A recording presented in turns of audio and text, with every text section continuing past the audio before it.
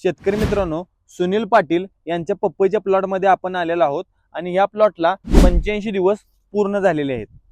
तुम्ही या प्लॉटमध्ये पाहू शकता की तणाचं प्रमाण थोडंसं वाढलेलं आहे आणि आपण कोणत्याही प्रकारचं ट्रॅक्टर चालित यंत्र यांना वापरण्यास मनाई केलेली आहे. त्याचं कारण म्हणजे तुम्ही या ठिकाणी पाहू शकता की या बेडमध्ये मुळ्या किती पसरलेल्या आहेत. पूर्ण खालीपर्यंत मुळ्या आलेल्या आहेत. आता ह्या मुळ्या ज्या आहेत त्या सरीमध्ये पण आहेत. ज्यावेळी ही पपईची मूळ तुटणार आहे ट्रॅक्टरच्या रोटावेटरने, त्यावेळी आपलं पपईचं झाड पूर्णतः वीक पडणार आहे आणि झाड वीक पडल्यानंतर फुलगळ, व्हायरसला बळी पडणं यासारख्या गोष्टी मोठ्या प्रमाणात होतात. ट्रॅक्टर चालित कोणतेही यंत्र या पपईच्या प्लॉटमध्ये वापरायचं नाही तर तणनाशक चालेल का, असा या शेतकऱ्यांचा प्रश्न होता.